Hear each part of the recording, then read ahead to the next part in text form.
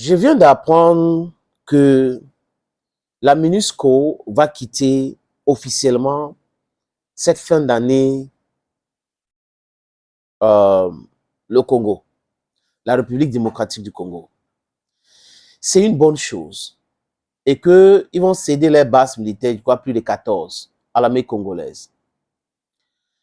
Et ils ont des bases militaires au sud, au nord, Kivu. Mais depuis que cette organisation a envoyé cette soi-disant force de maintien de la paix, il n'y a jamais eu la paix dans cette région. La situation s'est envenimée encore, les amis. En 2010, ils ont renouvelé les forces là-bas. Mais jusqu'à présent, est-ce que quelque chose a changé? Non. Je continue de pleurer le Congo, je continue de demander à nos frères de penser au Congo, aux Congolais. Parce que ce qui se passe là-bas dépasse l'entendement de ma petite personne. Et ce n'est pas du tout réduisant de voir des gens souffrir et nous sommes dans la distraction. Moi, je suis anglophone, from Southern Cameroon. Et je connais cette souffrance-là. Mon peuple souffre tous les jours. Et on ne veut pas régler le problème. Maintenant, quand vous voyez de l'autre côté, vous voyez la souffrance. Cette fois-ci imposée par l'impérialisme. Parce que cette fois-ci, écoutez très bien, les mots ont un sens. Imposée par l'impérialisme au Congo, vous posez la question, pourquoi certaines Africaines se comportent comme des esclaves de la maison? C'est-à-dire que nous tous, nous sommes dans l'abîme. Nous tous, nous sommes dans la souffrance. Et vous entrez en complicité avec ceux qui nous imposent la souffrance pour nous maintenir dans la souffrance. Parce qu'il y a des forces africaines qui sont en train de déstabiliser ce pays. Sinon, dites-moi, ce drone qui a bombardé l'aéroport de Goma sort d'où?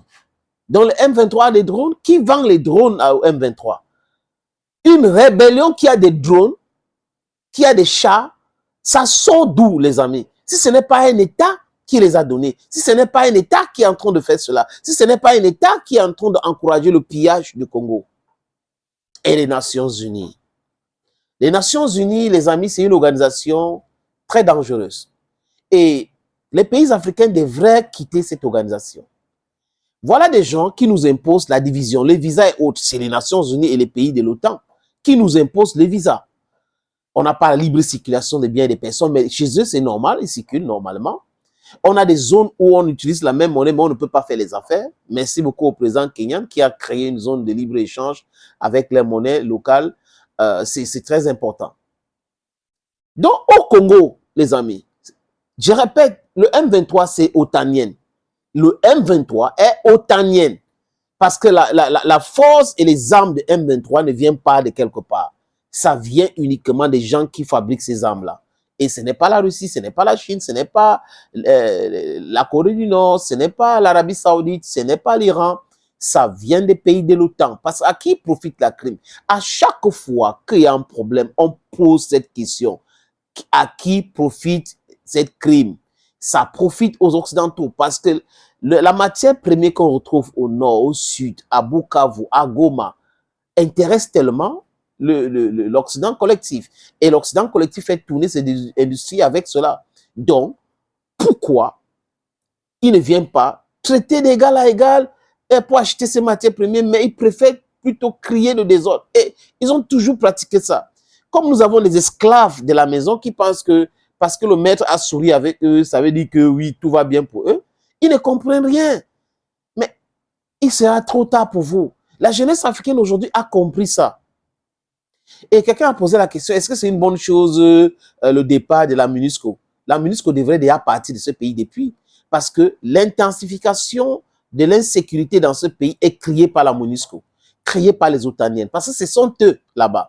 Et les Congolais devraient faire très attention aux armes et autres avant de récupérer les bases militaires là. C'est très important.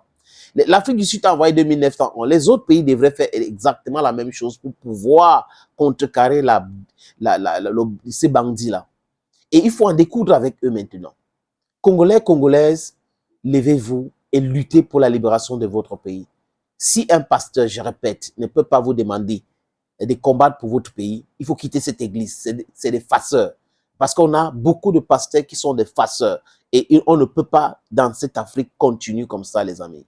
Ah oui. Dans la MONUSCO quitte, il faut qu'ils quittent très vite. Il faut contrôler tout.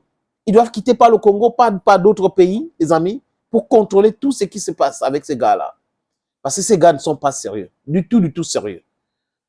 Le Congo libre est possible, mais avec les Congolais. Ce n'est pas un Dieu qui va venir vous aider.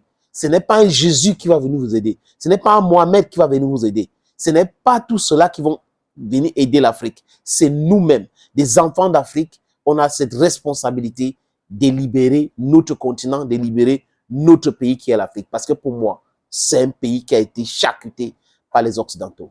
Thank you, friends. Thank you again and bye-bye.